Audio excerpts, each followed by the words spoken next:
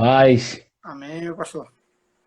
voltamos mais uma vez. Vamos embora. Graças a Deus. Vamos sim. É um privilégio, mais uma vez, estarmos juntos aqui para compartilharmos a palavra, né?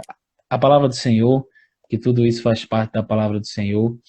E é como a gente combinou de hoje estarmos conversando um pouco sobre escatologia pentecostal. Isso é um assunto bem intrigante, principalmente para esses tempos, né, meu amigo, que nós estamos Com vivendo. certeza. Na sexta-feira passada, o Paulo já se apresentou, mas se quiser se apresentar de novo aí, Paulo, porque Sim, pode senhor. passar pessoas aqui que não lhe conhecem. Faça uma breve apresentação mais uma vez. Amém. Eu quero saudá-los com a paz do Senhor. Pastor Amém. Tiago e a todos que estão nos acompanhando. Meu nome é Paulo Henrique. Sou membro da Igreja Evangélica Assembleia de Deus, de Recife, Pernambuco. Por graça de Deus, coopero como professor de escola bíblica dominical e sirvo como dirigente, vice-dirigente de campanha evangelizadores. Trabalho bastante com evangelismo também. Basicamente esse sou eu. Glória a Deus. Isso aí é seu básico, né? Mais um básico profundo. Uma introdução a Paulo, meu querido amigo. Então, Paulo, vamos lá. Eu quero começar lendo um texto da Bíblia que fala a respeito sobre essa questão do fim dos tempos, de esperança em fim dos tempos. Se você também tiver um versículo da Bíblia para ler também, você pode ler juntamente. E eu quero ler, pessoal, que está lá em 2 Pedro, no capítulo 3. 2 Pedro, capítulo 3, que a gente vai conversar um pouco a respeito disso.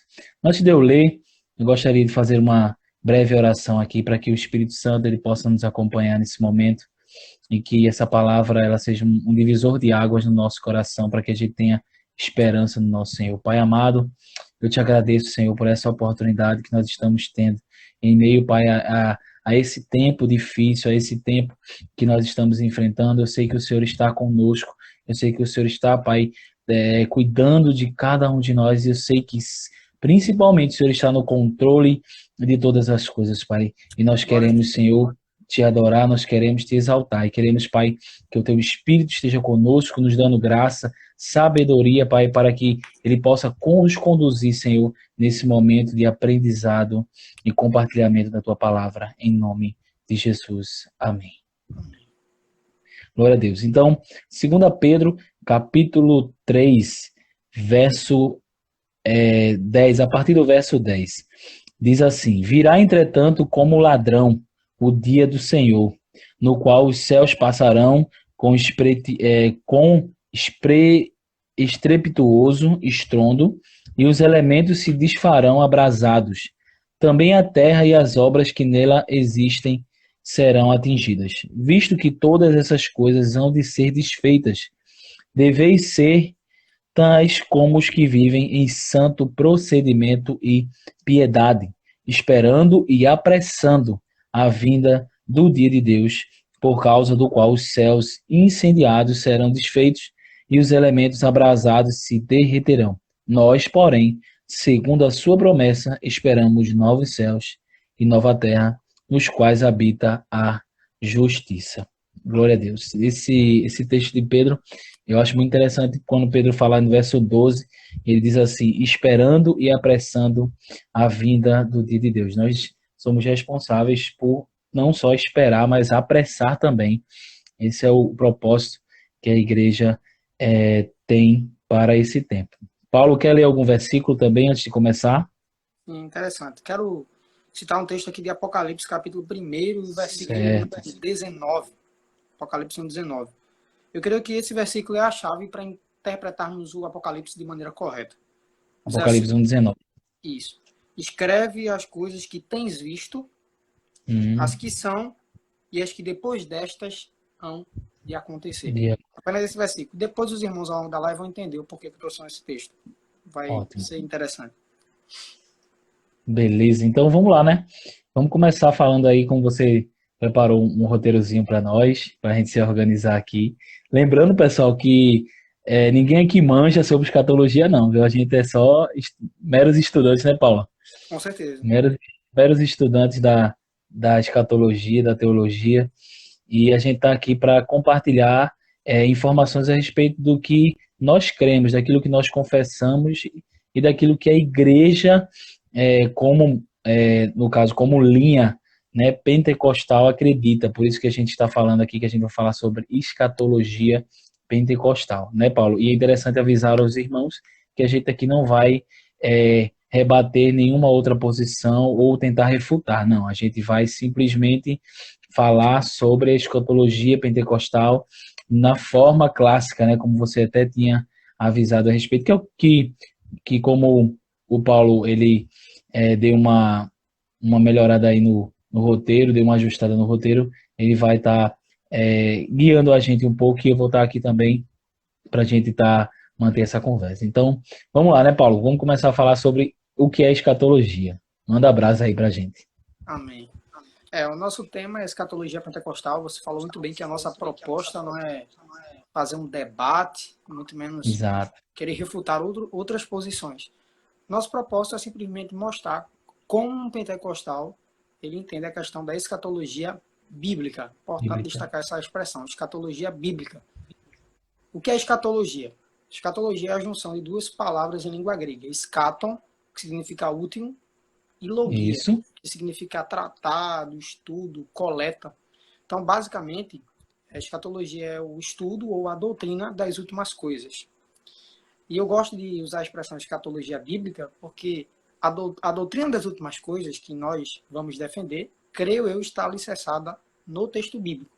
E devemos nos lembrar daquele texto que o apóstolo Paulo diz em 1 Coríntios capítulo 4, versículo 6, que nós não devemos ir além do que está escrito. Porque nesse campo escatológico, pastor Tiago, sempre tem aquelas pessoas que gostam de ficar com diversas elucubrações. Uma teologia meramente especulativa, na verdade. Não tem nenhum problema você especular algumas questões.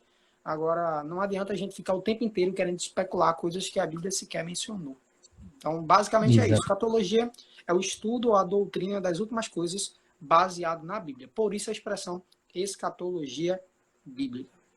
Exatamente. É bem interessante, Paulo, a gente falar sobre esse início, né, a respeito do que significa a questão da palavra escatologia, porque eu estava lendo na enciclopédia de Champlin sobre teologia, filosofia e também coisas adversas da filosofia que tem, né?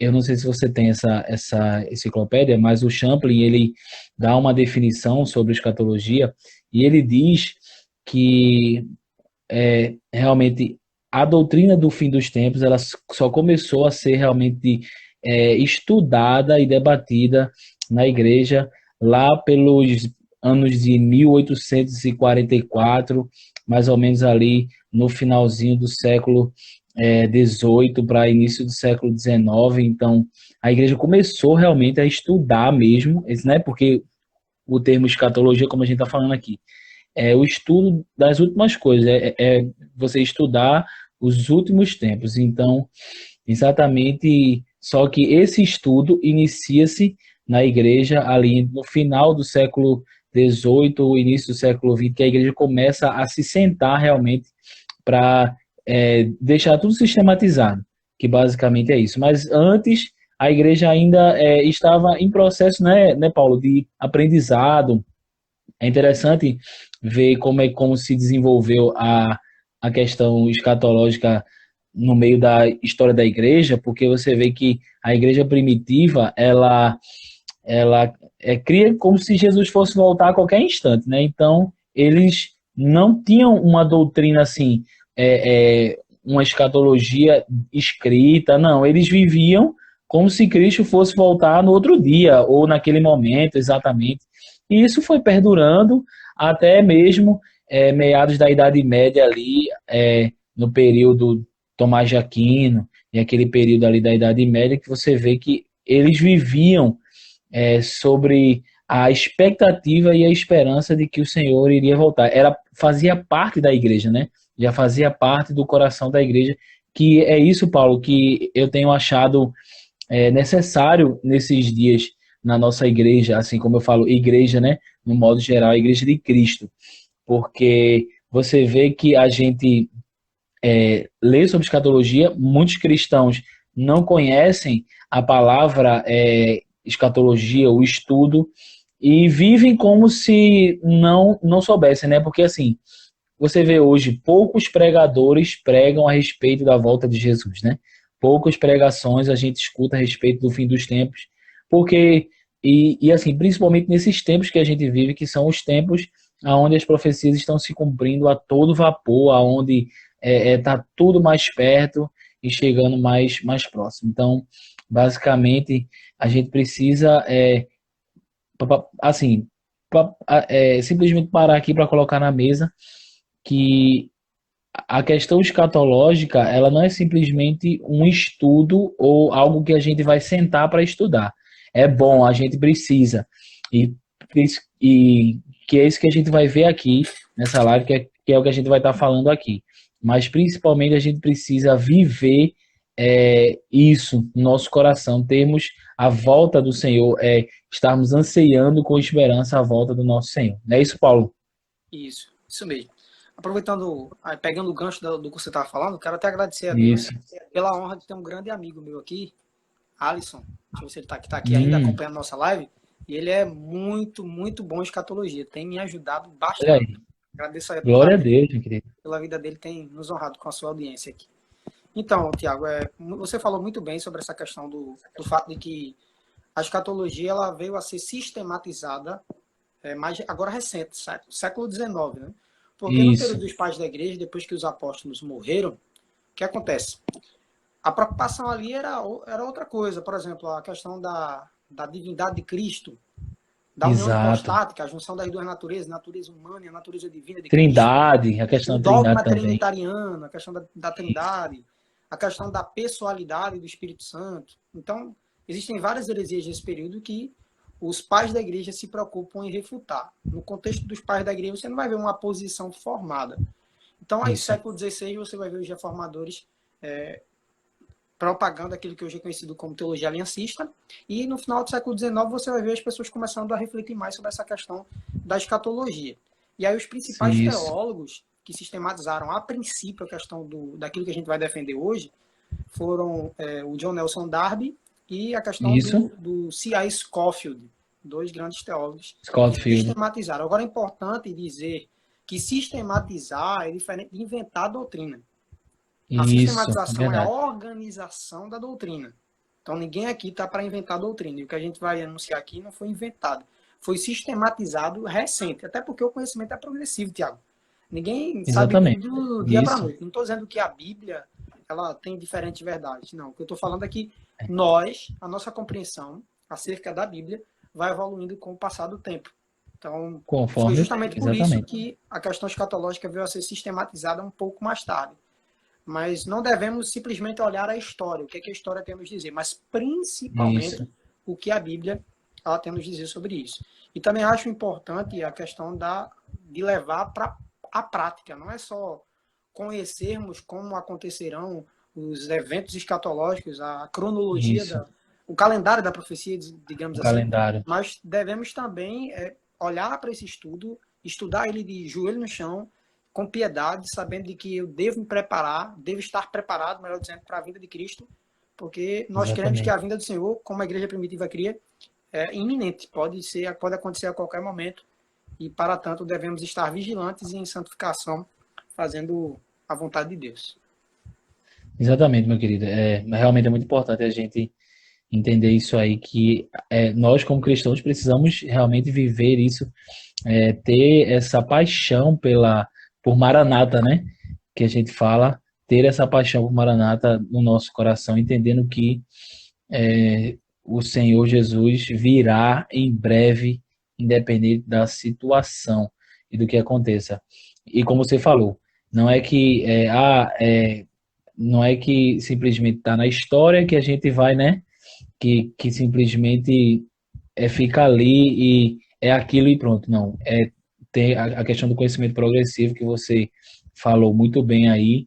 E assim, né? Se não, se o nosso Senhor ainda não voltou, então a gente pode estudar, a gente pode debater, né? Que é isso que a igreja fez, né? Enquanto o Senhor ainda não retornou, foi isso que a igreja fez. A igreja foi melhorando, a igreja foi ampliando o conhecimento e a gente vai conhecendo mais a respeito sobre isso.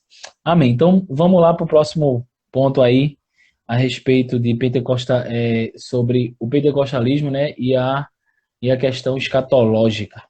Isso. Eu faço questão de destacar que nesse segundo ponto, eu falaria sobre pentecostalismos, no plural, e a questão Isso, escatológica. Por quê? O movimento pentecostal no Brasil não é um movimento homogêneo, é um movimento heterogêneo. Existem pentecostais e pentecostais. Há uma diferença. isso, Porque o pentecostalismo diz respeito à doutrina do Espírito Santo. Como é que você entende a doutrina do Espírito Santo? É possível você ser pentecostal e defender uma posição escatológica diferente da minha. Eu estou explicando isso porque o tema geral o tema central é a escatologia pentecostal. Então, eu já expliquei o pentecostal, que é exato. escatologia e agora preciso explicar a questão de pentecostalismos e a questão escatológica. Porque Isso, você pode encontrar um pentecostal que vai defender exatamente o que eu vou defender nessa live, mas você pode encontrar um pentecostal que defenda de maneira diferente. E ele não deixa de ser pentecostal por isso. Por que exatamente. há essa diversidade? Existe essa diversidade porque o pentecostalismo diz respeito à doutrina do Espírito e as igrejas pentecostais têm essa liberdade na questão escatológica. E só para corroborar com essa questão da diversidade do pentecostalismo, Manda quero aí. citar uma obra aqui do Isael de Araújo, historiador da Assembleia de Deus, historiador do movimento pentecostal. O nome do livro é História do Movimento Pentecostal no Brasil. Na Show. página 166, o Isael de Araújo cita um sociólogo chamado Paul Freston. E o Paul Freston diz assim: a primeira onda é a da década de 1910, com a chegada da congregação cristã, 1910, e da Assembleia de Deus, 1911. A segunda onda é dos anos de 50 e início de 60, na qual o campo pentecostal se fragmenta, a relação com a sociedade se dinamiza e três grandes grupos em meio a dezenas de menores surgem. A Quadrangular, que é a igreja que o pastor Tiago faz parte, Isso. em 1951, Brasil para Cristo, em 1955, Deus é Amor, em 1962, e aí o Paul Freston continua. O contexto dessa pulverização é paulista. A terceira onda começa no final dos anos 70 e ganha força nos anos 80. Suas principais representantes são a Igreja Universal do Reino de Deus, em 1977, e a Igreja Internacional da Graça de Deus, em 1980. O contexto é fundamentalmente carioca, Paul Freston. E aí o Isael de Araújo, ele vai dizer o seguinte: segundo o esquema de ondas, um quadro mais detalhado seria: primeira onda, 1910 a 1950, congregação cristã, Assembleia de Deus. É a segunda onda, Igreja do Evangelho Quadrangular, Brasil para Cristo, Deus é Amor, Casa da Bênção, Igreja Metodista Wesleyana. E na terceira onda, só para citarmos alguns, a Igreja Universal do Reino de Deus, Igreja Internacional da Graça de Deus, Igreja Renascer em Cristo e Igreja do Senhor Jesus Cristo. Então, veja, existem todas essas igrejas pentecostais e neopentecostais na terceira onda. Tem os pentecostais de primeira onda, de segunda onda e terceira onda. Isso. Em si, não há unanimidade com relação à questão escatológica. Agora, a maioria dos pentecostais interpretam a escatologia da forma que nós interpretamos. E qual é a nossa forma? Nós propagamos e cremos no pré-milenarismo, Isso. pré-tribulacionista e dispensacionalista clássico. É isso que nós cremos. Antes de explicar o que é o pré-milenarismo, o pré-tribulacionismo e a questão do dispensacionalismo clássico, eu creio que é interessante voltarmos ao texto que eu li no início, que é o texto de Apocalipse, capítulo 1, versículo 19. Por quê? Nós somos pré-milenaristas, pré-tribulacionistas e dispensacionalistas clássicos, porque partimos de um prisma futurista para interpretar o livro de Apocalipse. Porque você sabe que existem várias escolas de interpretação, né? Tem o Exato. futurismo, tem o alegorismo, o historicismo e o preterismo. Nós somos futuristas. Acreditamos que boa parte dos acontecimentos ou daquilo que está escrito em Apocalipse diz respeito a um conteúdo profético que ainda há de acontecer. E qual é a fundamentação para isso? Apocalipse capítulo 1, versículo 19. Veja o que diz Apocalipse 1, 19. Escreve as coisas que tem visto, e as que são, e as que depois destas hão de acontecer. Está no capítulo 1 de Apocalipse, Jesus falando com João.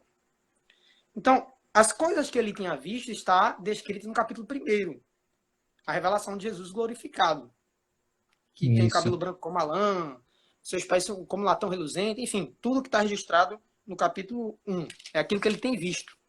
Depois Jesus diz, primeiro Jesus diz as coisas que tem visto. Depois, as coisas que são. Que Quais são são. as coisas que são? O que está registrado no capítulo 2 e no capítulo 3 de Apocalipse, ou seja, as mensagens para as As 7 igrejas, né? igrejas da Ásia. E aí, o Exato. versículo 19 termina. Escreve as coisas que tem visto, capítulo 1, as coisas que são, capítulo 2 e 3, e as coisas que depois destas hão de acontecer. O que é isso? Que coisas que são essas que hão de acontecer? Se você for para o capítulo 4, Tiago, versículo 1, veja o que a Bíblia diz. Depois destas coisas, olhei, e eis que estava uma porta aberta no céu. E a primeira voz, que como de trombeta ouvira falar comigo, disse, sobe aqui, e mostrar-te-ei as coisas que depois destas devem acontecer. Então, veja, a divisão do livro de Apocalipse foi feita pelo próprio Jesus. As coisas que são, capítulo 1. Exatamente. As coisas que tens visto, capítulo 2 ou melhor, as coisas que tens visto, capítulo 1. As coisas que são, capítulo 2 e 3. E as coisas que hão de acontecer, que é do capítulo 4 de Apocalipse em diante. Então, do capítulo 4 em diante, as revelações contidas aqui no livro de Apocalipse são futuras, coisas que ainda hão de acontecer, exceto algumas revelações parentéticas, ou seja, alguns parênteses que se abrem para falar de coisas que aconteceram no passado. Mas a maioria dos acontecimentos registrados de Apocalipse 4 em diante diz respeito a um conteúdo profético que há de acontecer no futuro. Então, a primeira coisa que precisamos dizer é que o nosso prisma para interpretar o Apocalipse é um prisma futurista. Tendo dito isto, aí sim, Tiago, a gente pode explicar o que é o pré-milenarismo, depois explicaremos o que é o pré-tribulacionismo e, por fim, explicaremos o que é o dispensacionalismo clássico. Ficou alguma dúvida aí, Tiago? Não, tudo claro. Ficou claro. Essa ideia, né, da gente ser futurista dos pentecostais clássicos, né, de primeira, segunda e terceira onda, como você explicou, que é realmente interessante porque hoje, Paulo, eu tenho visto e tenho também acompanhado algumas pessoas, alguns pentecostais que se dizem carismáticos, que não seguem exatamente esta linha escatológica, que foi até uma conversa que a gente teve um dia desses pelo WhatsApp, a gente conversando a respeito de que se existia um modelo específico, né, um método específico que só os pentecostais acreditavam, mas hoje a gente começa a ver que não, que no caso existem outras linhas que outros que se dizem pentecostais e carismáticos também, né, porque o pessoal muitas vezes escuta carismático, acha que é só aquela questão católica, né? Católico, carismático. Não, carismático são aquelas pessoas que andam nessa linha pentecostal, né? Que são renovados, que tem essa questão da experiência renovada e tudo mais. Então, é muito interessante isso. Então, como o Paulo falou aqui, a gente vai explicar cada questão sobre o que é pré-milenarista, pré-tribulacionista e dispensacionalista clássico, que é o que a escatologia pentecostal, nossa escatologia, aquilo E a que nós... maioria dos pentecostais, é bom dizer Isso, exatamente, que a maioria dos pentecostais acreditam nisso. Que é exatamente, basicamente, aquilo que a igreja prega, né? Porque, no caso, assim, existem a maioria das igrejas pentecostais que não fazem um estudo claro sobre escatologia, mas eles não deixam de expressar os seus pontos a respeito sobre isso, né? Isso é algo que eu vejo pessoalmente na igreja do Evangelho Quadrangular, minha igreja, então eu posso falar que a gente não tem um estudo subjetivamente claro a respeito disso, assim, uma escola sobre isso, né? Um livro sobre isso que a gente pode estudar. Na verdade, a gente tem, mas no Instituto Teológico Quadrangular, no que a gente chama de ITQ, que é o instituto que a igreja tem, e no caso, um dos anos lá vai estudar só sobre escatologia, e sim, a escatologia que a gente defende é essa escatologia aí, que muitos conhecem, né? Com aquela questão, Paulo, do arrebatamento, que a gente vai ser arrebatado, que virá a grande tribulação e a manifestação do anticristo e tudo mais. Que é realmente o que é pregado nas igrejas normalmente e o que é que todo mundo conhece basicamente, né? Só que não há um estudo muito claro, então por conta disso, muitas pessoas se enganam e não sabem realmente discernir o que a igreja acredita, o que eles precisam estar afirmados. Então, Paulo, é muito interessante isso aí, como você falou. Como você disse, né, que a nossa interpretação ela é futurista. A gente acredita que as coisas que estão em Apocalipse, como você falou, a partir do capítulo 4 em diante, é simplesmente sobre as coisas que vão acontecer. Porque a maioria do Apocalipse é sobre isso. E aí, Paulo, no caso, antes da gente falar sobre a primeira parte, né, do que o que é pré-milenarismo, eu gostaria de falar aqui, pessoal, para quem for ler Apocalipse, assim, ler não, na verdade, estudar Apocalipse. Eu fui ler Apocalipse recentemente, assim, ler novamente, que eu já tinha lido antes, mas eu fui prestar atenção na Bíblia de estudo que eu tenho aqui e um dos colaboradores da Bíblia citou algo muito importante, que é, a gente não pode estudar Apocalipse sem antes ter um claro entendimento das profecias do Antigo Testamento. Ou seja, Daniel, né, Jeremias, Ezequiel, Isaías. Então, assim, você tem os profetas, você tem a questão da profecia do Antigo Testamento que liga-se, né, Paulo, muito com o Novo Exatamente. Testamento, com o Apocalipse. Então, se você, Tiago, Paulo, eu quero estudar Apocalipse. Primeiro, tenha um entendimento claro das coisas do Antigo Testamento, das profecias do Antigo Testamento. Leia Daniel. Daniel é muito excelente para isso, para você começar a ter uma noção a respeito das profecias e assim você pode tranquilamente, tendo um entendimento prévio sobre as profecias do Antigo Testamento, você pode sim entrar totalmente na questão do Apocalipse. Alguma coisa mais, Paulo, para acrescentar antes da gente falar sobre pré-milenarismo? Eu queria só responder uma pergunta de um irmão aqui, o pastor Wilson. Ele Sim, colocou: o estudo do Espírito Santo é pneumatologia e não pentecostal. Eu acho que ele não entendeu, porque o que eu quis dizer foi o seguinte: o movimento pentecostal, ou melhor, o pentecostalismo, diz respeito à questão da pneumatologia. Para você saber se alguém é pentecostal, você precisa conhecer a pneumatologia dele. Então, para ser pentecostal, você não precisa ser necessariamente da Assembleia de Deus ou da Igreja do Evangelho Quadrangular. É possível até mesmo um católico ser pentecostal, porque pentecostalismo diz respeito à pneumatologia ou paracletologia, doutrina do Espírito. Como ele isso. interpreta o batismo, os dons, os ministérios, é nessa questão. Foi isso que eu quis dizer, só para complementar aqui, para ficar claro. Mas creio que Pronto, podemos ok. prosseguir. Pronto, beleza. Então, vamos lá. O que é pré-milenarismo? Vamos começar. Vamos lá. Pré-milenarismo é uma escola de interpretação escatológica que propaga a seguinte ideia: Cristo arrebatará a igreja antes do milênio. Milênio, para aqueles que não sabem, é um período de 1000 anos que ocorrerá no futuro. Muitas pessoas tentam dizer que esse milênio não é literal, mas eu acho isso muito estranho, Tiago, porque, por exemplo, quando a gente vai analisar o livro de Apocalipse, claro, a gente sabe que a gente não pode alegorizar tudo e também não pode interpretar de maneira literal tudo o que Tudo, está né? descrito no livro de Apocalipse. Mas Exatamente. negar o milênio como sendo algo literal, para mim é uma questão complicada. Porque, por exemplo, se você for ver Apocalipse capítulo 20, do 1 ao 7, você vai ver que a expressão 1000 anos ela é mencionada uma, duas, três, 6 vezes. Então, se não é um tempo definido de 1000 anos, por que João iria mencionar 6 vezes a expressão 1000 anos? Eu acho que na minha Exatamente. mentalidade não faz muito sentido. Se não é de fato 1000 anos, eu não sei por que dá tanta ênfase na expressão 1000 anos. Então, o pré-milenarismo é a crença de que Cristo arrebatará a igreja antes do milênio, de um período de 1000 anos em que Cristo reinará aqui na Terra. E como será esse arrebatamento? É bom a gente explicar isso. Porque tem muita gente dizendo, esse negócio de arrebatamento secreto é invenção.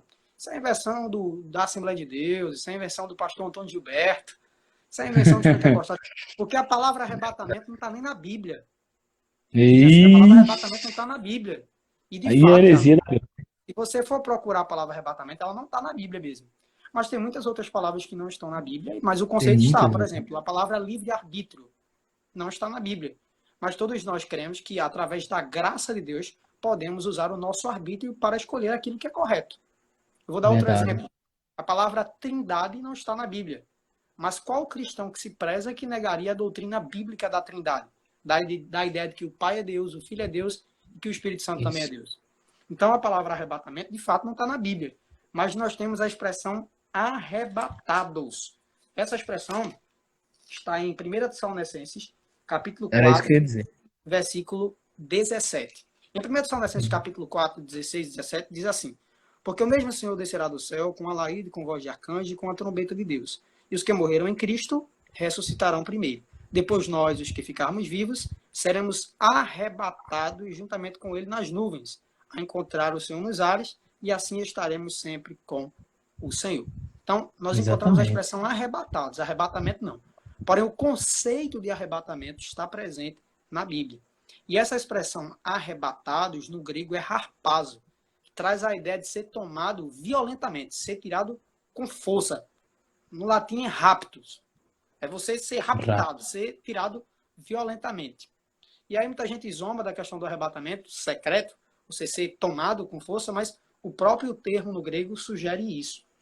E se nós formos analisar João capítulo 14, versículo 1, Jesus vai dizer assim, Tiago: Não se turbe o vosso Hum, coração. Credes em Deus, crede também em mim. Na casa de meu pai há muitas moradas. Se assim não fora, eu vou-lhe teria dito. Mas vou vou preparar. preparar-vos lugar. E quando eu for e vos preparar lugar, voltarei e vos levarei para mim mesmo, para que onde eu estiver, estejais vós também.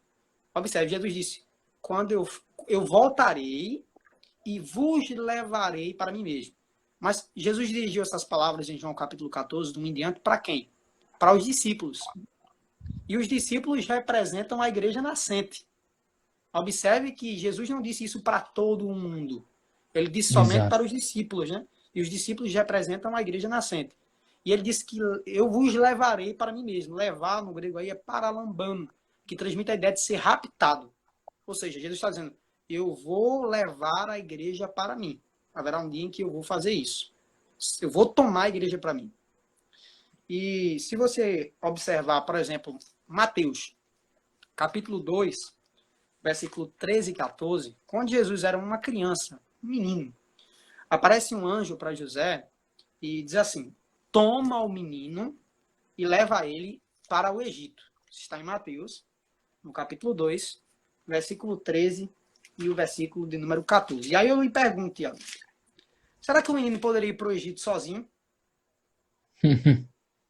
Não tem Não condição, né? poderia, né? Não tem Só se condição. José tomasse o menino. Não é Isso. verdade? Da mesma maneira será no arrebatamento da igreja. A igreja será tomada da terra e será levada para o céu.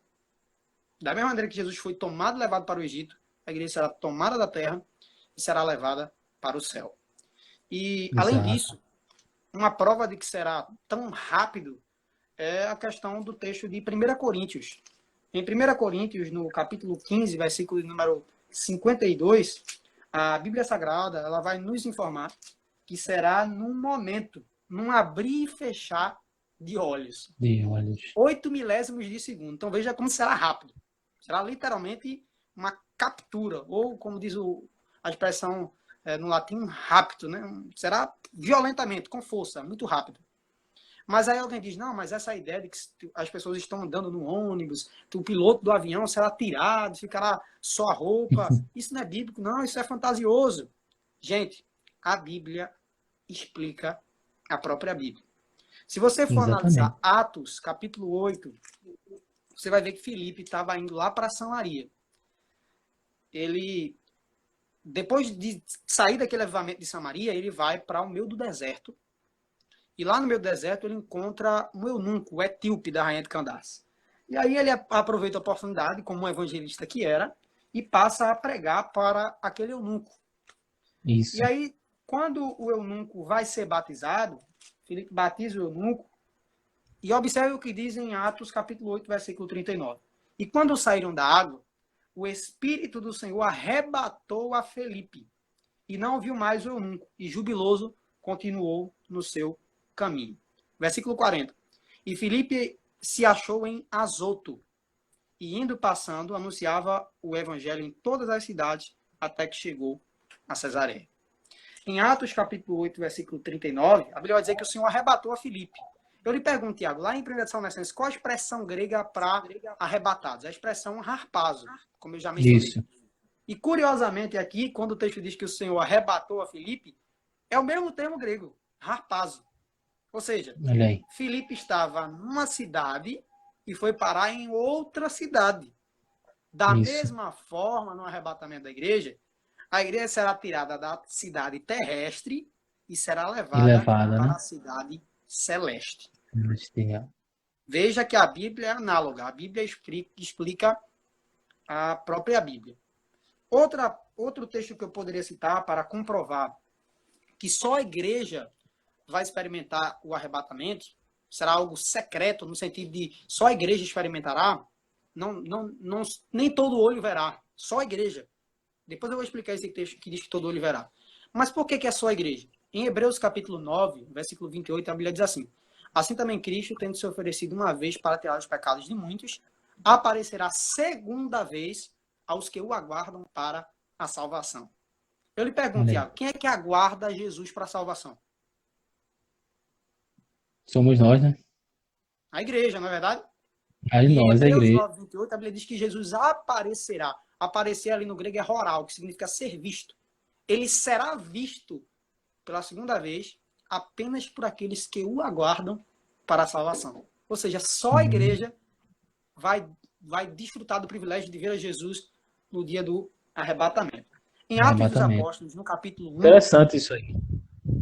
em Atos dos Apóstolos, no capítulo 1 e no versículo de número 11, quando Jesus ele vai ao céu, ele ascende ao céu, ele sobe ao céu, depois de passar 40 dias propagando sobre o reino de Deus, veja o que diz Atos 11. Os quais lhe disseram, varões galileus, por que estás olhando para o céu? Apareceram anjos e disseram para os galileus, os discípulos, por que vocês estão olhando para o céu? Esse Jesus, que dentre vós foi recebido em cima no céu, há de vir, assim como para o céu o vistes ir. Eu pergunto, esses anjos falaram com quem? Para todo mundo ou somente para a igreja? Eles A falaram somente igreja. para a igreja. Exatamente. Então, quando Jesus subiu da terra até as nuvens, só a igreja viu. Foi algo secreto. Não foi o mundo inteiro que viu. E o que é que os anjos Exato. dizem no versículo de número 11? Ele há de vir, assim como para o céu o vistes ir.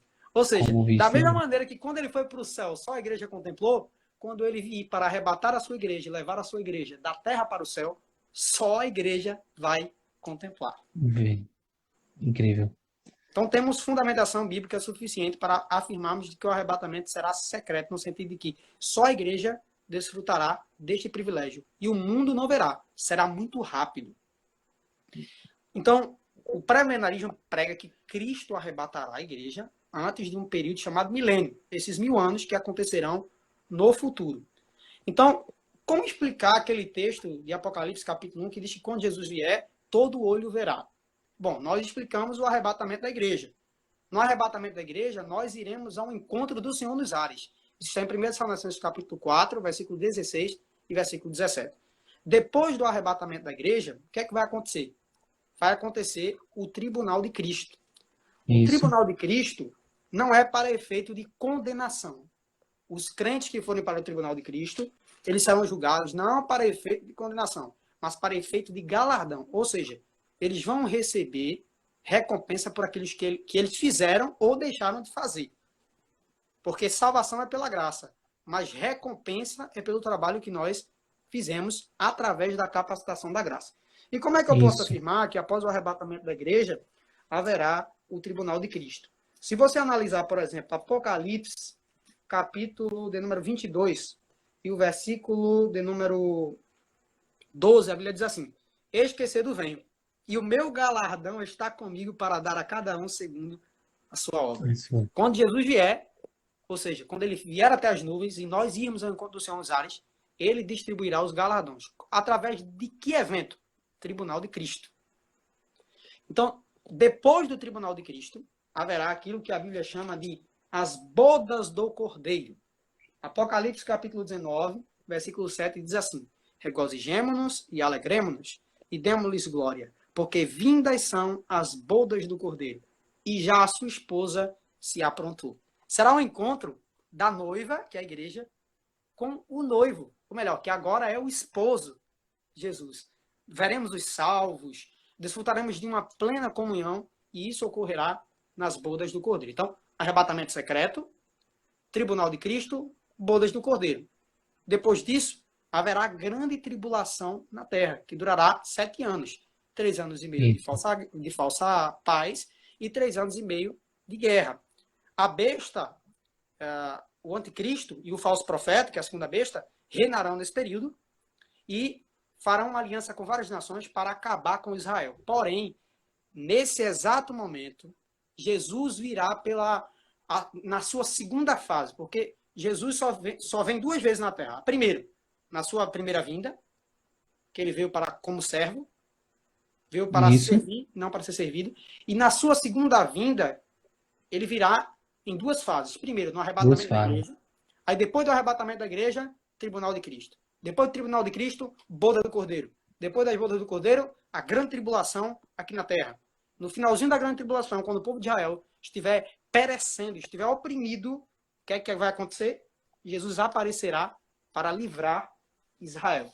Esse evento é chamado na Bíblia de a manifestação do Senhor. Aí sim, todo olho verá. Conforme está escrito em Apocalipse capítulo 1, versículo 7, que diz assim: eis que vem com as nuvens e todo olho verá, até os mesmos que os traspassaram, e todas as tribos da terra se lamentarão sobre ele. Sim. Amém. Então, na segunda fase da sua segunda vinda, todo olho o verá. A Bíblia faz uma distinção clara entre o arrebatamento e a segunda fase da sua segunda vinda. Por exemplo, um texto que comprova isso é Tito, capítulo 2, versículo 13. Presta atenção nesse texto, Tiago. Ele faz uma distinção clara entre o arrebatamento, onde só a igreja desfrutará, e a manifestação do Senhor, que é a segunda fase da sua segunda vinda, onde todo olho verá. Apocalipse, Tito, capítulo 2, versículo 13, que diz assim: aguardando a bem-aventurada esperança. O que é a bem-aventurada esperança? O arrebatamento da igreja. O arrebatamento, exato. E o aparecimento da glória do grande Deus. O que é o aparecimento da glória do grande Deus? É a segunda fase da segunda vinda de Cristo. Da segunda vinda. Que há de acontecer. Então, o pré-milenarismo propaga a ideia de que Cristo arrebatará a igreja antes do milênio. Então, arrebatamento, tribunal de Cristo, depois do tribunal de Cristo, bodas do Cordeiro no céu, na terra a grande tribulação. No final da grande tribulação, Cristo vem para livrar Israel dos seus inimigos, e aí sim ele vai estabelecer o milênio. Deu para entender? Deu para entender. Só para finalizar minha fala, porque eu já estou falando demais, eu gostaria de citar um trecho aqui da Teologia Sistemática Pentecostal, da nossa CTAD. Maravilha. A unidade de escatologia ela foi escrita pelo mestre Ciro Sanches Bordo, e o pastor Ciro, na página 533, ele vai afirmar que Apocalipse capítulo 19 a Apocalipse 22 mostra os acontecimentos escatológicos em ordem cronológica. É só você ler Apocalipse 19 ao 22. Você vai ver a cronologia dos eventos escatológicos. E aí ele vai dizer o seguinte: primeiro, em Apocalipse 19, do 1 ao 10, nós vemos a igreja glorificada no céu. Segundo, em Apocalipse capítulo 19, do 11 ao 16, nós vemos a manifestação de Cristo em poder e grande glória. Em Apocalipse 19, do 17 ao 19, vemos uma batalha, chamada Batalha do Armagedon. Em Apocalipse capítulo 19, versículo 20 e 21, vemos a vitória de Cristo sobre o império do anticristo. Em Apocalipse capítulo 20, do 1 ao 3, vemos a prisão de Satanás. Em Apocalipse capítulo 20, versículo 4 e 5, vemos a ressurreição dos mártires da grande tribulação.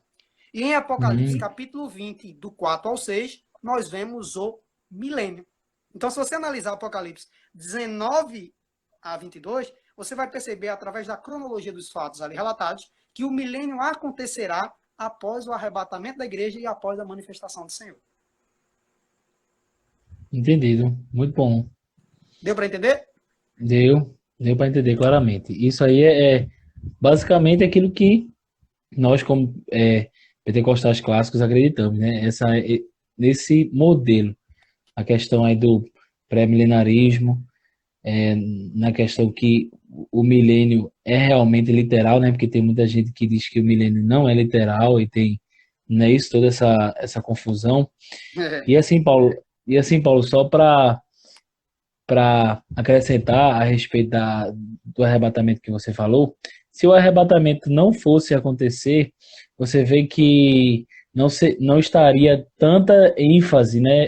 Não teria tanta ênfase, principalmente no Novo Testamento, em que tanto o próprio Senhor Jesus fala e também os seus discípulos, os apóstolos, a respeito de que o dia do Senhor virá como um ladrão. Se virar como um ladrão, causará um susto, né? Isso causará algo repentino, causará algo que vai trazer uma surpresa.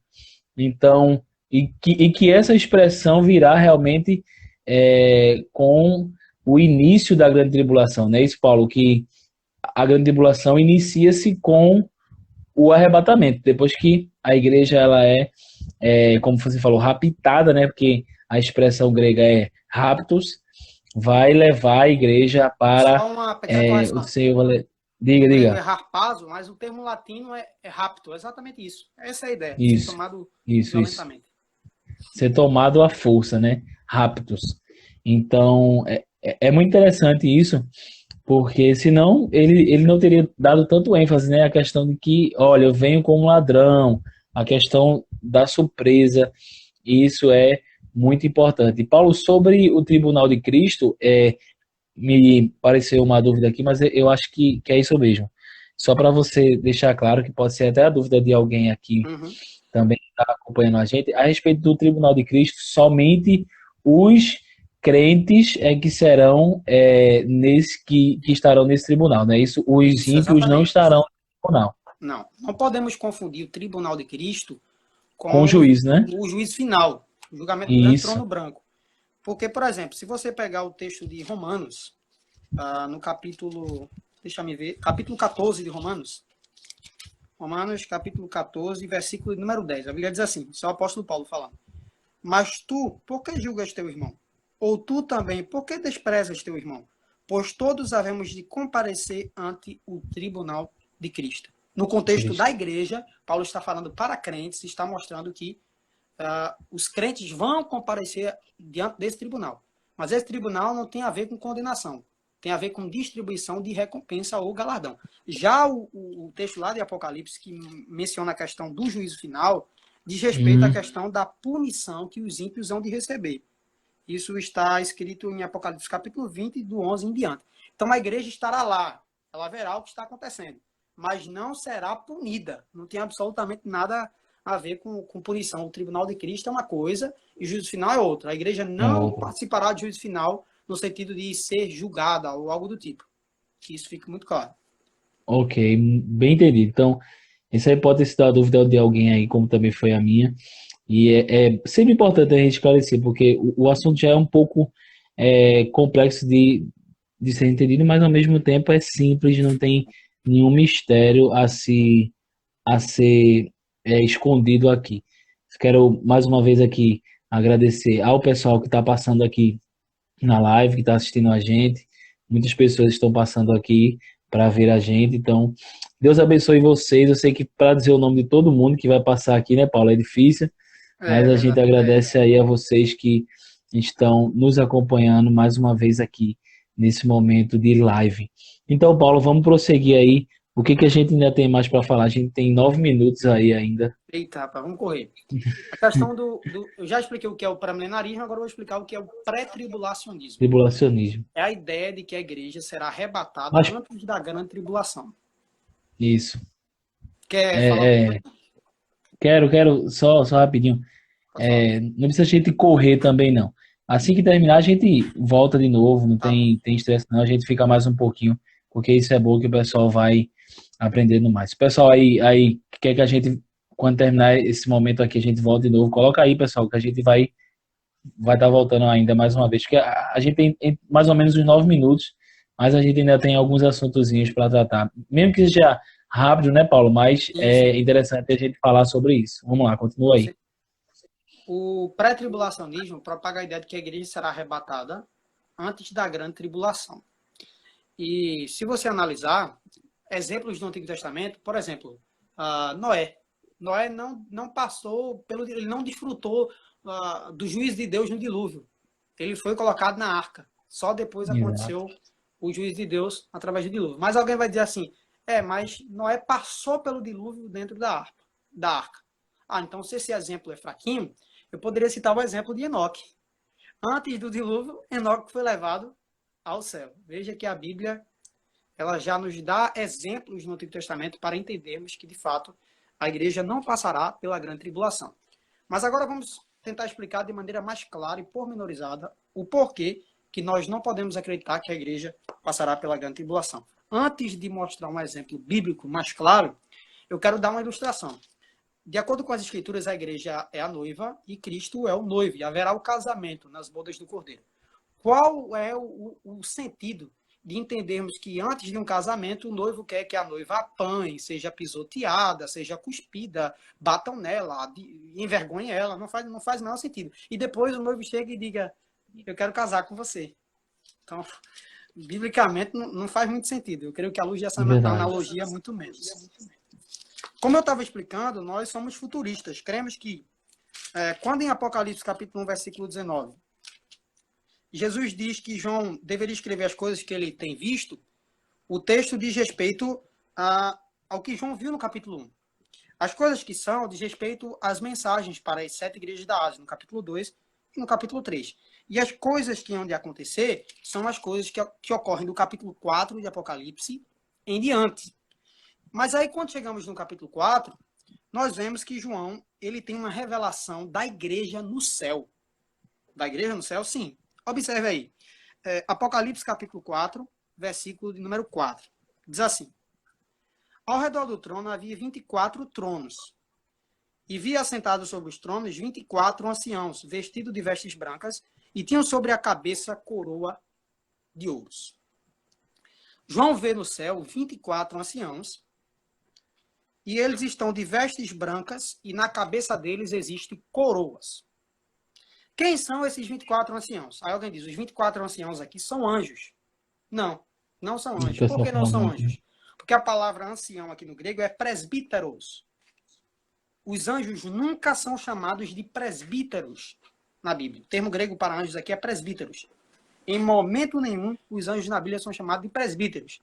Então não há motivo para crermos que esse texto está falando de anjos. E aí, então esses 24 anciãos, o que são? 12 representa as 12 tribos de Israel e 12 representa os 12 apóstolos. Em outras palavras, os 24 anciãos representam a totalidade dos salvos, Hum, incluindo a igreja, os santos do Antigo Testamento e a igreja. Agora é interessante que o texto diz que eles estavam de vestes brancas. Se você analisar, Tiago, em Apocalipse capítulo 3, versículo 5, a Bíblia diz assim, Jesus falando para a igreja de Sardes, o que vencer será vestido de vestes brancas. E aí a gente vê João vendo no céu os 24 anciãos com vestes brancas. E João vê os 24 anciãos assentados em tronos. Se você for ver Apocalipse capítulo 3, versículo de número 21, a mensagem de Jesus à igreja de Laodiceia, o texto diz assim, ao que vencer, ele concederei que se assente comigo no meu trono, assim como eu hum, venci e me assentei com meu Pai no seu trono. no seu trono. Haverá trono no céu para a igreja. E João vê os 24 anciãos assentados em tronos. Vamos. E além disso, João vê os 24 anciãos com coroas. E o que é que a Bíblia vai dizer em Apocalipse capítulo 3, versículo 11? Jesus falando para a igreja de Filadélfia. Eis que venho sem demora, guarda o que tens, para que ninguém tome a tua coroa. Está muito claro que o que João está vendo no céu é a revelação da igreja. E como do capítulo 4 em diante são acontecimentos futuros, exceto algumas revelações parentéticas, nós vemos a igreja arrebatada no céu antes da grande Hum, tribulação. Porque a grande tribulação começa aqui no capítulo 6. Do capítulo 6 em diante, nós vemos a descrição da grande tribulação. Por isso, Tiago, podemos afirmar de maneira categórica que João vê a igreja já arrebatada no céu antes mesmo de acontecer a grande tribulação. Por isso, biblicamente, não dá para afirmarmos que a igreja passará pela grande Pela tribulação. grande Mais um texto. tribulação. Apocalipse capítulo 3, versículo 10 diz assim, Jesus falando para a igreja de Laodiceia, mas por extensão se referindo a toda a igreja. Como guardaste a palavra da minha paciência, também eu te guardarei da hora da tentação que há de vir sobre todo o mundo, para tentar os que habitam na terra. O texto diz que Jesus guardaria a igreja da hora da tentação. E o texto grego, segundo Stanley Horton, não transmite a ideia de guardar na tentação, mas de guardar da tentação. Da tentação, Uma clara exatamente. referência à grande tribulação que há de acontecer no futuro. Então, Deus não guardará a igreja na tribulação. Deus guardará a igreja da tribulação. Compreende, Tiago? E só mais um Exatamente, texto. da tribulação. Isso. Entendido. Só mais um texto para finalizar. É Lucas capítulo 21, versículo 36. Palavras de Jesus. Jesus diz assim: Vigiai, pois, em todo o tempo, orando, para que sejais havidos por dignos de evitar todas essas coisas que hão de acontecer e de estar em pé diante do Filho do Homem. Jesus está dizendo o seguinte, gente, vocês têm que estar digno, pronto, para evitar as coisas que hão de acontecer, incluindo a grande tribulação. Evitar aqui transmite a ideia de escapar. Estejam prontos para que vocês escapem das coisas que vão acontecer. Exatamente, Paulo. Isso aí é muito, muito pontual. E é isso que a igreja crê, basicamente, né, na sua prática. Paulo, é até interessante também a gente pensar que dizer que tem tronos no céu não é uma heresia, né? Porque tem gente que diz, Não, né? Tem gente assim, oxe, como é que eu vou assentar no trono, né? Na questão aí, não é questão de trono de Deus. Não tem nada a ver, Paulo, João vê, né, tronos lá disponíveis para a igreja, como você mesmo mencionou. Então, é até importante isso, dizer que tem tronos para nós, não quer dizer que seja uma heresia, não é isso, Paulo? Paulo, a não. gente só tem, Paulo, a gente só tem 30 segundos aqui. No caso, eu vou terminar agora essa live, mas a gente volta de novo daqui a pouquinho para a gente continuar, né, Paulo? Pronto.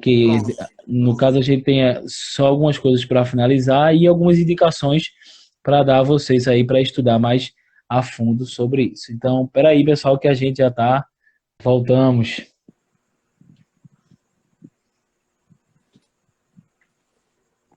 Estamos aqui. Estamos, vamos lá. Então, vamos continuar o que você estava aí falando, né? Primeiro, para situar só o pessoal mais uma vez, a gente está falando sobre escatologia pentecostal, mas no formato, né, Paulo, no modelo em que os pentecostais clássicos acreditam, né? Pentecostais de primeira onda, segunda e terceira onda, de acordo com a classificação aí do pastor, como é o nome do pastor do livro que você Na citou verdade, é no um começo? sociólogo chamado Paul Freston, e o livro é Isso, História do Movimento sociólogo. Pentecostal, do pastor e historiador Israel de Araújo. Ele cita o Isso, Paul Freston, que é um sociólogo. Então, falando sobre essas três ondas, só complementando, são isso. três ondas de pentecostalismo e pode haver divergências na concepção da escatologia entre esses que se dizem pentecostais. Agora, a Pentecostais, exato. posição predominante no contexto pentecostal é exatamente a posição que nós estamos aqui para defender.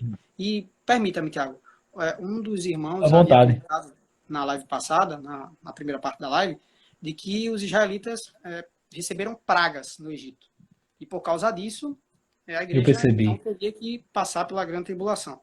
Só que em Mateus capítulo 24, versículo 21, Jesus diz assim: porque haverá então grande aflição como nunca houve, desde o princípio do mundo até agora, nem tampouco haverá jamais. Então, passar por tribulação, todos nós vamos passar. A Bíblia diz em João 16, Estamos versículo passando, 28. né, Paulo? Exatamente. Estamos passando por uma tribulação agora, coronavírus. Tenha-vos dito isso para quem nem tem as páginas. No mundo tereis aflições, mas tem de bom ânimo. Eu venci o mundo. Então, a igreja passa por tribulações. Agora, a grande tribulação, em Mateus capítulo 24, versículo 21, a Bíblia mostra que é uma grande tribulação a qual nunca houve. Essa grande tribulação, a igreja não passará. Só isso aí já mata, né? as pessoas dizem, o coronavírus é o fim do mundo, se ele diz que é uma tribulação que nunca houve no mundo, então o coronavírus não é algo único, né? Já Exatamente. tiveram várias pandemias aí no mundo, e até mesmo guerra, se a gente estivesse enfrentando uma guerra nova, também a gente não poderia dizer que era o fim do mundo, não é isso, Paulo? Isso, perfeito. Então, assim, só recapitulando, a gente já falou sobre, é, no caso, o pré-milenarismo, que é o primeiro ponto que nós acreditamos, e a gente estava falando sobre o pré-tribulacionismo. Já terminou sobre o Isso, terminou. pré-tribulacionismo? Creio Já, que não seja foi? suficiente.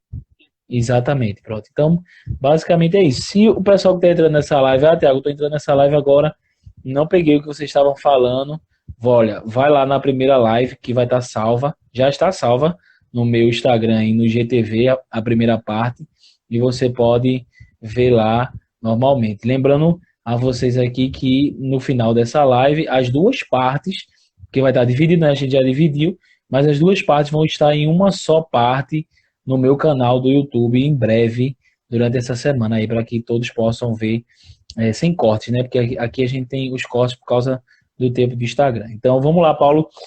Terceiro e último ponto, né, a respeito sobre a questão, como a gente tinha falado, a gente já falou sobre pré-tribulacionismo, perdão, pré-milenarismo, pré-tribulacionismo e agora o dispensacionalismo clássico, é isso? Isso, exatamente. Então vamos lá. Então, Tiago, só recapitulando desde o princípio, aquilo que nós começamos a Sim. abordar, nós conceituamos o que é escatologia, a doutrina ou tratado sobre as últimas coisas, o estudo das últimas coisas. Falamos que não há unanimidade no contexto pentecostal sobre como interpretar a questão escatológica, porém a posição que nós estamos Isso. defendendo é a posição majoritária no contexto pentecostal. A Portanto, somos maioria, né? pré-milenaristas, ou seja, queremos que Cristo arrebatará a igreja antes do milênio. Haverá o arrebatamento da igreja secreto, só a igreja experimentará isso, só a igreja desfrutará disso.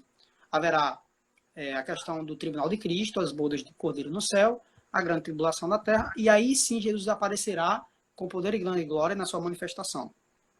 Então, depois disso acontecerá a questão do milênio, que é literal. Nós cremos na literalidade do milênio, um período de 1000 anos, Cristo reinando aqui na terra. Explicamos a questão do pré-tribulacionismo, ou seja, a ideia de que a igreja será arrebatada antes do período da grande tribulação, que acontecerá aqui na terra. E agora precisamos explicar o que é o dispensacionalismo clássico. Isso. Eu creio que o dispensacionalismo clássico ele tem praticamente 3 pilares, de maneira extremamente resumida. O primeiro pilar é fazer uma clara distinção entre Israel e a igreja. E eu vou citar um texto bíblico para fundamentar isso. Vamos Em lá. 1 Coríntios, capítulo 10, versículo 32, o apóstolo Paulo diz assim: portai-vos de modo que não deis escândalo, nem aos Uhum. judeus, nem aos gregos, e nem à igreja de Deus. Em outras palavras, o apóstolo Paulo mostra que Deus vê a humanidade dividida em 3 grupos. Primeiro, os judeus, ou o povo de Israel. Isso. Segundo, os gregos, ou os gentios. E terceiro, a igreja de Deus. Então, a própria É. Bíblia faz uma distinção entre Israel e igreja. Israel é Israel, igreja é igreja. Que isso Igreja, igreja. fique muito claro, tá bom? Esse é o primeiro Exatamente. pilar do dispensacionalismo clássico. O segundo pilar é a crença nas dispensações, ou seja, em períodos de tempo em que Deus trata de uma maneira peculiar com a humanidade. E todos nós sabemos que a Bíblia ela é cheia de divisões. Por exemplo, tem Antigo Testamento e tem Novo Testamento. No Antigo Isso. Testamento tem 39 livros. No Novo Testamento tem 27. Enfim, existem várias divisões na questão da Bíblia. E quando tratamos sobre as dispensações, nós percebemos que existem 7 dispensações. É isso que o dispensacionalismo clássico ele propaga. Primeiro, a dispensação da inocência, que é a ideia de que antes do pecado, Adão e Eva estavam na dispensação da inocência. Eles eram inocentes. Após a queda de Adão e Eva lá no Éden, entra agora a dispensação da consciência. Em outras palavras, eles estão conscientes de que estão pecando. Mas ainda assim, a humanidade continua desagradando a Deus. Então, já que vacilaram, permita-me a expressão, na dispensação da inocência, Mas é, na dispensação da exatamente. consciência, então entra em xeque a dispensação do governo humano, com Noé em diante. E na dispensação do governo humano, mais uma vez a humanidade continua a desagradar o Senhor. Muitos naquela época eram politeístas, acreditavam e adoravam a vários deuses, portanto, a dispensação do governo humano, mais uma vez, fez com que o povo desagradasse ao Senhor e o curso da história se seguisse. E agora Exato. entramos na dispensação patriarcal. Abraão, Isaac e Jacó, com José Já. culminando no final do livro de Gênesis. Então, na dispensação patriarcal, a Bíblia vai dar um destaque específico para Abraão, Isaac e Jacó. Mas o povo de Israel é levado cativo para o Egito, muitos murmuram, desagradam a Deus e tudo mais, mas Deus promete tirá-los do Egito. E em Êxodo, capítulo 20, em diante, nós vemos o estabelecimento da dispensação da lei. Os israelitas, ou melhor, os judeus, que eram conhecidos como judeus, só vieram a ser conhecidos como israelitas posteriormente, eles deveriam se submeter à lei de Deus, a obedecer à lei de Deus. No Novo Testamento, a Bíblia vai dizer em Lucas 16, que a lei e os profetas duraram até João. Então agora inicia a dispensação da graça. Não é que a graça não existia. A graça existia. Mas Não ela vai existia. atuar de maneira mais eficiente, de maneira mais extensa, mais ampla, no período neotestamentário, ou seja, no período do Novo Testamento. Eu quero até abrir um parênteses aqui, isso serve para mim também. Por vivermos na dispensação da graça, não podemos pensar que a graça é graça, porque a graça não é graça. Não Ou sei que se anula a você lei, né? conseguiu entender o que eu quis dizer. Porque tem muita gente que, Não, porque exato, vive na consegui. dispensação, não, mas eu estou na dispensação da graça. O fato de você viver na dispensação da graça não significa que você deve fazer da graça graça, porque a graça não é graça, no sentido de isso varia. Paulo, nem anular a lei, né? Que é o que muitos Sim, fazem. exatamente. Os princípios morais da lei, elas permanecem, porque a lei tem preceitos morais, preceitos cerimoniais e preceitos civis. Os Exato. preceitos civis, os preceitos cerimoniais, não diz respeito a nós. Agora, os preceitos morais da lei, todos nós devemos seguir, porque é para todas as pessoas, em todas as épocas e em todos os lugares. Agora, prosseguindo. A sétima dispensação é a dispensação do reino ou dispensação milenial. Quando Cristo ele reinar durante 1000 anos aqui na Terra. Eu estou rindo porque o meu amigo Silas está me chamando de presbiteriano por causa da minha barbinha. É preguiça de fazer Eita isso. Deus. Então, Tiagão, é isso.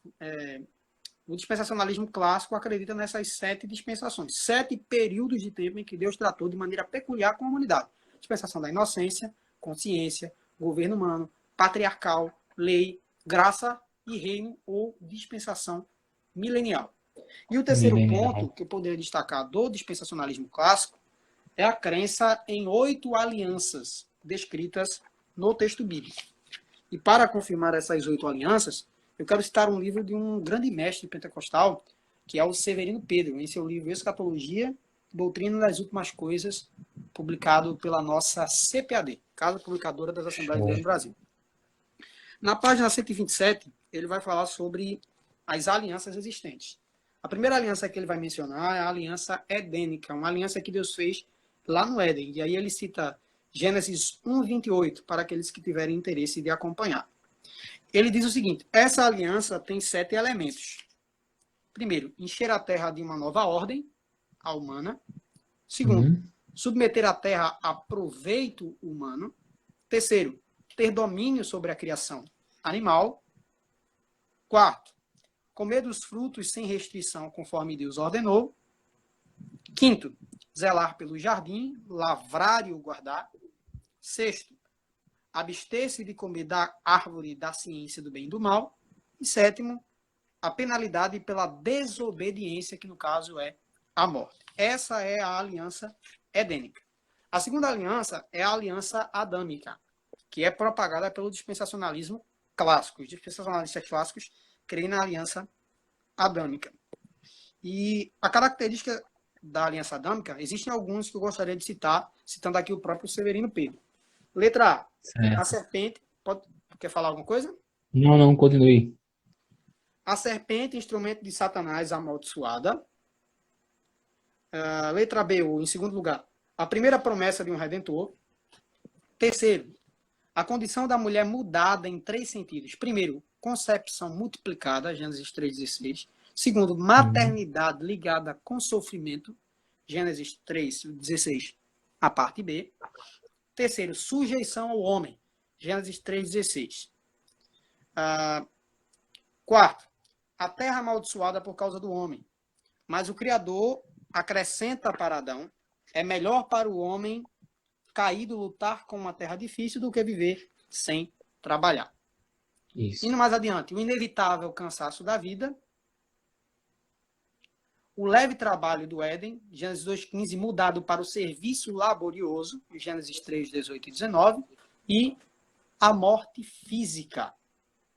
Então, essas são as características da aliança adâmica, que é a segunda aliança. Isso. A terceira aliança é a aliança noélica, ou a aliança feita com Noé, que está descrita em Gênesis capítulo 8, versículo 21 e 9, 11.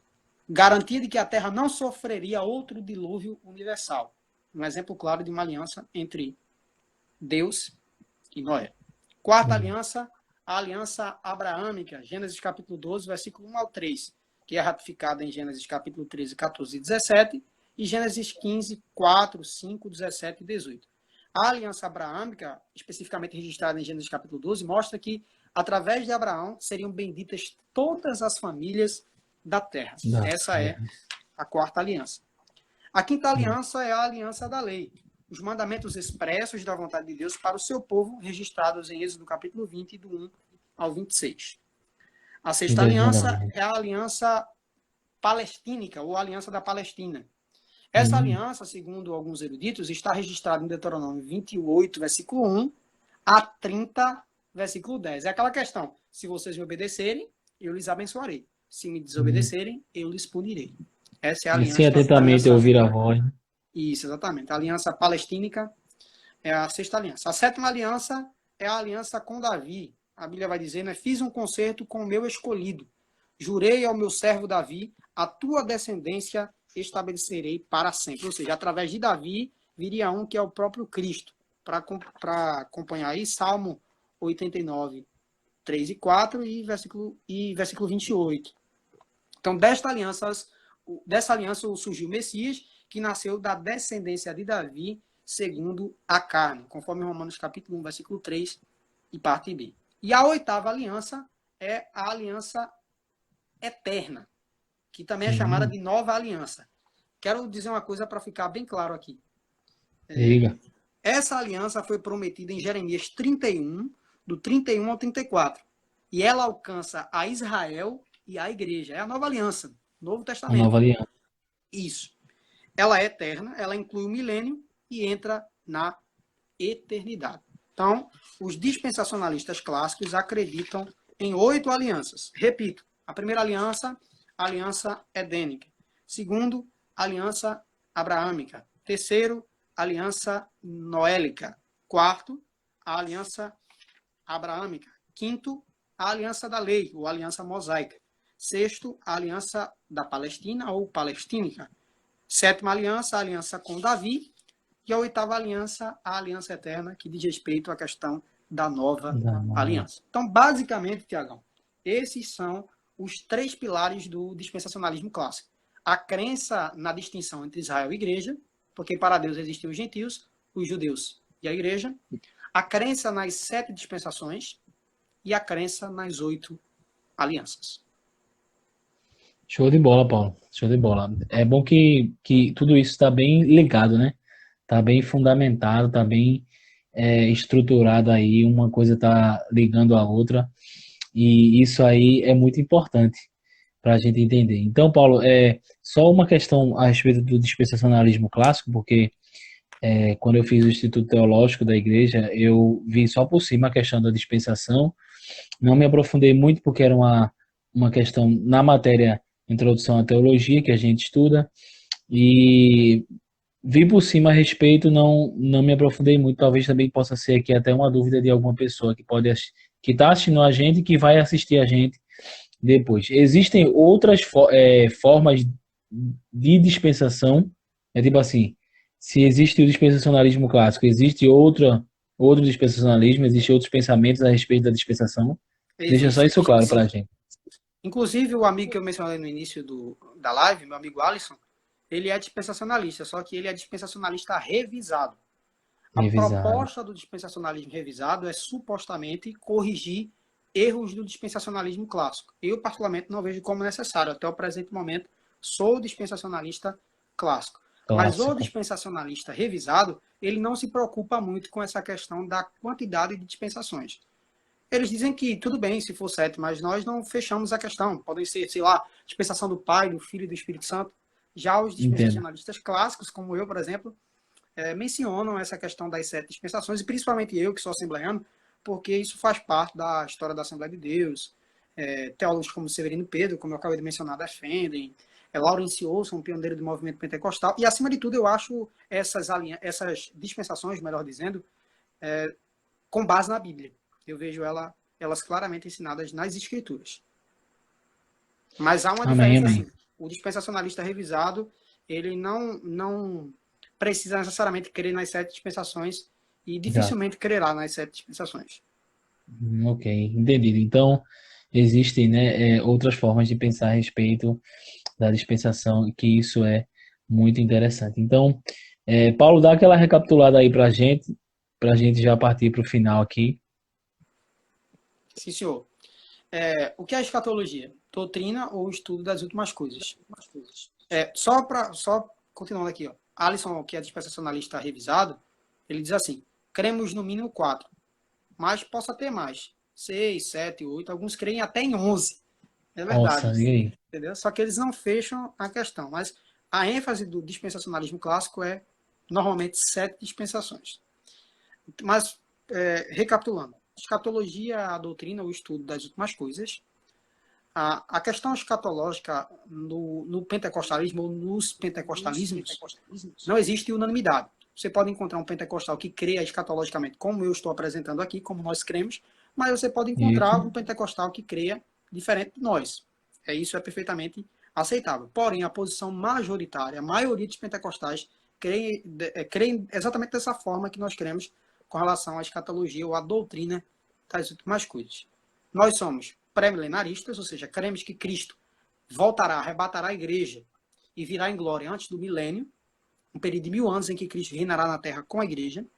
Somos pré-tribulacionistas, ou seja, cremos que Cristo arrebatará a igreja e virá com ela, né, depois da grande tribulação. E, por fim, somos dispensacionalistas clássicos. O que é o dispensacionalismo? É a Hum, crença em várias dispensações, em vários períodos em que Deus trata de maneira diferente com o seu povo. Os 3 pilares do dispensacionalismo são esses que eu haverei de mencionar. Primeiro, a distinção entre Israel e igreja, porque biblicamente, conforme o texto de 1 Coríntios capítulo número 10 e o versículo de número 32, existem os judeus, os gentios e a igreja. A crença em 7 dispensações, dispensação da inocência, da consciência, do governo humano, patriarcal, lei, graça e reino, ou milenial. E cremos em 8 alianças: aliança edênica, aliança adâmica, aliança noélica, aliança abraâmica, aliança da lei, aliança da Palestina, aliança com Davi e a aliança eterna. Concluo citando ó, uma frase que é atribuída a Agostinho: nas coisas não essenciais, a liberdade. Não adianta ficar matando e morrendo por escatologia. Claro, nós temos que ter a nossa posição e temos que tentar defendê-la. exato. Temos que apresentar a razão da esperança. Mas o que vai mudar é só o modus operandi, como a coisa vai acontecer. Mas o que me alegra é saber que todo cristão genuíno e todo pentecostal que se preza, ele sabe que Jesus Cristo voltará. Exatamente. Isso é unânime, né? Com certeza. Isso É é, isso, meu isso é velho. algo unânime. Pronto, show de bola, meu querido. Muito bom aí a sua apresentação, como eu falei, né? Eu quase não falei aqui por isso, para que a gente pudesse aprender, porque é tipo, para deixar até claro para o pessoal que eu também sou um cara que tô aprendendo também, não Estamos, né? sou muito, né? Assim estamos, né? Mas eu, assim, pessoalmente, não. não gastei muito tempo ainda estudando necessariamente sobre escatologia. Eu sei o básico, né? Sei aquilo que a igreja acredita e até por isso que eu estou também lendo e vendo as outras posições para saber de tudo, que é importante a gente ter esse aparato geral, né? A gente saber todas as posições, que isso é muito importante, para a gente não ser um crente tapado, né?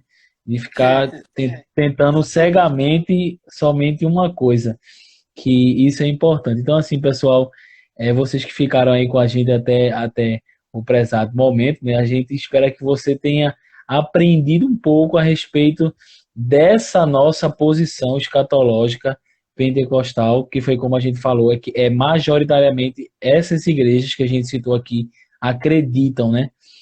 É majoritariamente, não é generalizar que todos acreditam Sim, assim, muito importante. porque como eu até falei no começo, eu conheço outras igrejas e assim, principalmente hoje, né, Paulo, a gente não tem mais aquele domínio de igrejas com grandes nomes, né? A gente tem várias outras denominações que existem, né? Se eu não me engano, no Brasil existem mais de 25 mil denominações, é um negócio assim louco, mas que todos estão caminhando para, para o propósito eterno de Deus aqui na Terra, como você falou.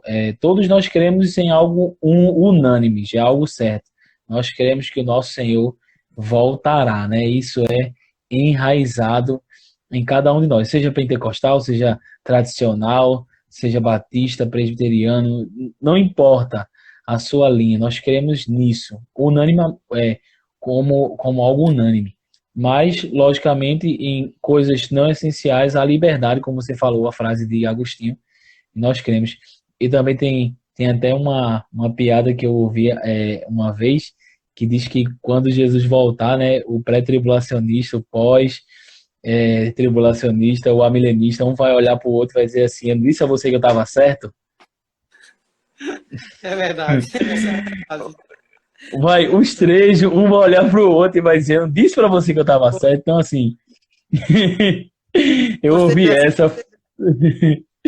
Eu ouvi essa, foi até, se eu não estou enganado, foi o Nicodemos que falou a respeito sobre isso. E é interessante, pô, no final a gente vai dizer que, meu irmão, a gente estava certo no final de tudo isso e a gente estava, né, simplesmente, né, Paulo, discutindo algo É verdade. que às vezes não, não encontrava uma questão de unanimidade, porque não existe unanimidade essencial em tudo, né, Paulo? A gente Com não, certeza.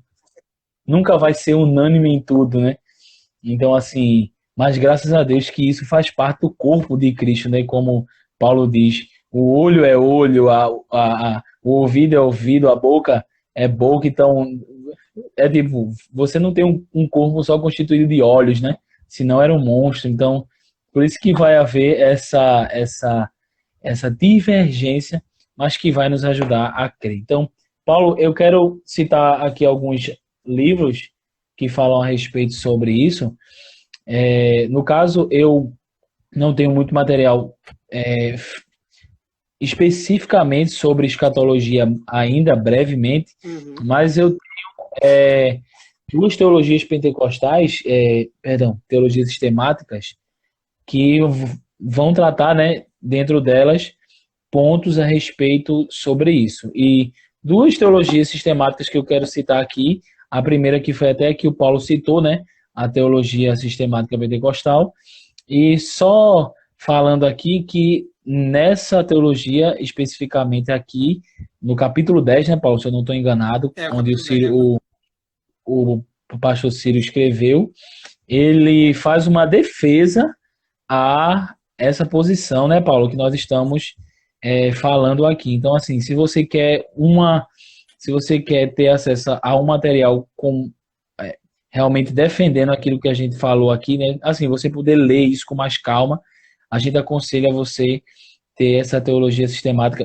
Logicamente que aqui ele vai falar dos outros pontos, mas vai falar algo mais resumidamente, né, Paulo? Vai falar simplesmente por cima, mas vai mais defender toda essa questão que a gente falou aqui e discutiu. E também eu quero deixar aqui também para vocês, se puderem, tiverem condições de adquirir após esse período de quarentena. Eu sei que está difícil para muitas pessoas, mas se você tiver aí, Tiago, eu não tenho essa teologia sistemática que você está indicando, ou no caso essas que você falou, mas eu tenho uma outra teologia sistemática. Se você tem uma teologia sistemática, você tem lá um ponto dela chamada escatologia ou doutrina das últimas coisas, que na maioria das vezes ficam sempre no final da teologia sistemática, que lá vai falar necessariamente sobre isso. Então, a última teologia que eu quero citar aqui é a teologia sistemática do Milady Erickson, que aqui especificamente ele vai trazer uma conversa com todos os pontos. Exatamente, é o último capítulo, eu até deixei marcado aqui o capítulo, a parte 12, e ele vai falar, Paulo, sobre todas as posições, tanto como passou na história da igreja, a questão de como foi desenvolvida, todos os pontos. O pré-milenarismo, pós-milenarismo, o pré-tribulacionismo, pós-tribulacionismo, tudo que você quiser ter assim, um entendimento geral sobre todos, ele vai falar aqui. Aqui ele não defende nenhuma posição, aqui ele deixa em aberto, mas ele gosta muito de sempre, no final, citar assim, algo que todos creem em comum, algo que está sempre em comum nesses pensamentos. Então, é interessante você ter isso aqui. Lógico que isso aqui não é só, né, escatologia, isso aqui é teologia. Olha o tamanho do bichinho, né? Exatamente. Um bichinho de calibre grosso. Então, assim, que aqui vai estar todo o composto da teologia. Você vai ter uma obra maravilhosa em casa. Quem não tiver condições de ter uma teologia dessa, sistemática, completa, para ter o acesso a essa parte de escatologia, o Erickson, o escritor dessa teologia, ele tem um livro só com a parte da escatologia, só da escatologia. Então você pode comprar um livro que tem Pode só sobre a comprar comigo, escatologia. lá na loja que eu trabalho, tá? Olha aí, ó. Livraria Evangélica Gospel Mix, na Conda Boa Vista Olha, ali, lá do olha Cinema aí, Sudeste. faz logo aí teu merchan. Vocês podem comprar aí com meu amigo Paulo, que ele tem. Depois vocês podem. Eu quero saber como é que eu faço para ter o acesso a esse livro. Fala aí com o Paulo no Tamo direct aqui. dele. Chama ele que ele pode te ajudar aí para você ter várias essas, no caso, toda essa condição aí, algo facilitado, né, Paulo, para que a gente possa aprender mais. E para encerrar, eu quero só citar aqui a enciclopédia, Paulo, que eu tinha citado no início, de Bíblia e Teologia. Eu tinha falado que aqui o Champlin dá aquela explicação, e é muito importante aqui, porque o Champlin, ele cita, eu até deixei marcado aqui para falar a vocês, que ele vai citar aqui na parte de escatologia. Lógico que é uma enciclopédia, então tem o significado de tudo aquilo que está na Bíblia, na teologia e na filosofia. E aqui, especificamente, o Champlin vai fazer um aparato de aspectos históricos da escatologia, coisa que é raro a gente achar, né, Paulo? Como veio montando o pensamento escatológico conforme os tempos, como eu falei. A igreja primitiva, ela cria que Jesus ia voltar no mesmo instante, então não tiveram muito tempo de parar para pensar a respeito, de escrever sobre isso. Paulo escreve muito sobre isso, mas eles não tinham algo para se sentar realmente para debater. E isso foi prosseguindo até mais ou menos 1844, que é onde o termo escatologia mesmo nasce. Então você pode ter o acesso aí a essa enciclopédia. Eu sei que ela é um pouco à parte, né, a mais, mas se você tiver condições de segurar um dinheiro, uma renda, você pode anotar aí para isso. Paulo, tem algumas indicações aí para a gente, essas são as minhas. Vou indicar obras mais introdutórias sobre o assunto, tá ok? Antes eu quero Ótimo. comentar sobre algo aqui que um colega meu comentou. Paulinho tá de barba, rapaz, o pessoal tá tudo falando da minha barba. Porque eu sou assembleano, gente. Um assembleano tem costume de não usar barba, mas porque eu tô em casa, quarentena. Faz parte, Paulo. Isso aqui não é preterianismo não, gente. Faz Falta de parte. coragem Eu mesmo. também tenho aqui. Faz parte isso. Mas vamos lá.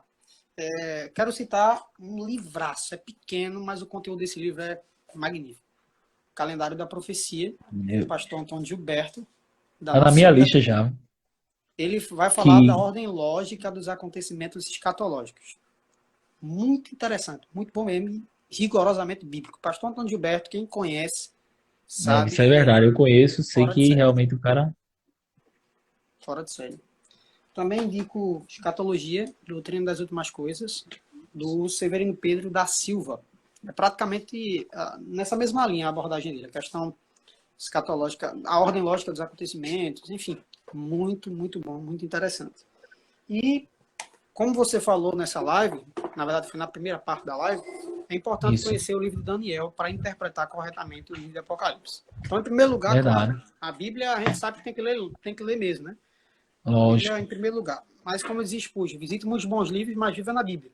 Então, se você quer visitar um livro para entender bem o Daniel e Apocalipse, eu indico o Daniel e Apocalipse do pastor e mestre Antônio Gilberto. Antônio São Gilberto. essas 3 obras que eu indico para Que tá finalizar. até, hein, Paulo, que tá até com capa de nova, né? Essa Isso, do Daniel isso. Apocalipse e a do E o calendário calendário também.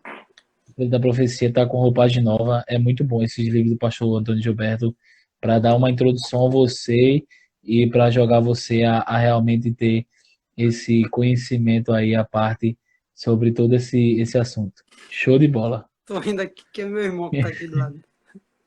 Esse agora, o que que tu tá rindo aí, hein, Paulo? Deve ter alguém deve estar fazendo palhaçada aí para tu. Meu irmão aqui. Mas Então, é isso. pessoal, é isso aí. Espero que vocês tenham aprendido. Eu, particularmente, aprendi muito, coisas que eu não sabia, eu estava em dúvida a respeito sobre isso. E muito obrigado, Paulo, mais uma vez aí pela sua vida, né? Pelo seu tempo, ter dedicado esse tempo aí a estar aqui comigo, a estar aqui trazendo esses assuntos à clareza, né? Para que todos possam aprender. Lembrando, pessoal, que nas próximas lives também eu vou trazer alguns amigos meus que são que têm crenças, né, no caso, que têm métodos que acreditam em posições diferentes da nossa. São pós-tribulacionistas, são pós-milenaristas e brevemente eu quero trazer alguns deles aqui para a gente ouvir também o que eles têm a falar, o que eles têm a dizer, porque, como eu falei, a gente não pode ficar com somente uma visão cegamente e sem querer ouvir os outros. A gente tem a nossa visão, a gente tem aquilo que a gente crê, mas a gente precisa ouvir os nossos irmãos com todo o amor. Não é isso, Paulo? Com certeza, corroboro. Concordo em gênero, número e grau. Glória a Deus. Então, pessoal, para a gente finalizar, que muito obrigado a todos que estiveram aqui conosco. Foi um prazer mais uma vez e que vocês tenham realmente aprendido como eu aprendi. Como eu falei, essa live vai ficar salva tanto no meu Instagram, mas também vai estar completa lá no meu canal no YouTube ainda essa semana, porque aqui vocês viram que a gente teve que fazer 2 partes, mas vai sair a parte um e a parte 2 juntas no meu canal. Obrigado a todos, pessoal, que participaram. A gente não tem como dizer o nome de todos aqui, né, Paulo? É, Mas é sempre importante agradecer vocês, todo mundo, mesmo aqueles que só entraram, viram pouca coisa e saíram, mas vocês entraram, vocês viram que a gente estava aqui, deram uma força.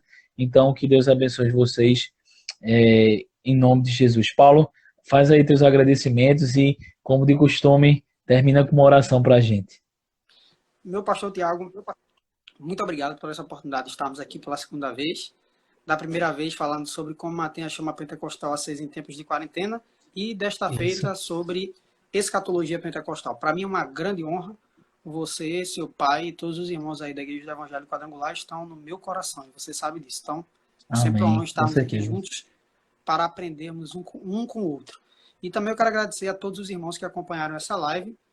Todos mesmo, mas eu preciso destacar um em especial, o meu amigo Alisson, que é um carinho especial por esse servo de Deus, que tem me auxiliado na questão escatológica de maneira brilhante, muito embora ele tenha uma posição um pouco diferente do dispensacionalismo que eu advogo, mas é uma bênção em minha vida. Amém. Amém, Tiago? Podemos orar? Amém. Podemos, com certeza.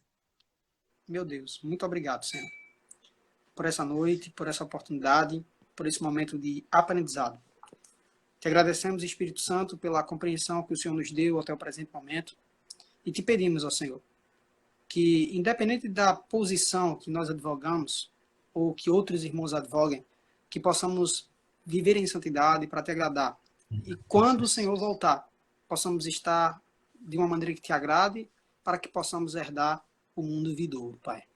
Ó Senhor, abençoa Tiago, toda a sua família, nos ajude a sermos cheios do Teu Espírito Santo e que um dia, ó Pai, possamos nos encontrar na eternidade para glorificarmos a Ti para Com todo sempre. certeza, Pai. Abençoe a todos os que nos acompanharam. Trabalha na vida deles de maneira tremenda e poderosa. Nos dê sabedoria para entendermos a Tua palavra e pregarmos com clareza, porque sabemos que a escatologia é parte integrante da pregação do Evangelho. Obrigado por esse privilégio. Nos ajuda, nos abençoa e continue com as Tuas mãos estendidas sobre nossas vidas. É tudo isso que te pedimos e já te agradecemos. Em nome de Jesus. Amém. Amém. Amém, meu querido. Glória a Deus aí, foi maravilhoso. Aí agora no final o irmão colocou, né, só para dizer uma coisa que Israel será restaurado. Eita, olha aí. Se Israel será restaurado, glória a Deus. Nós cremos. Então, assim, Paulo, foi muito bom, né?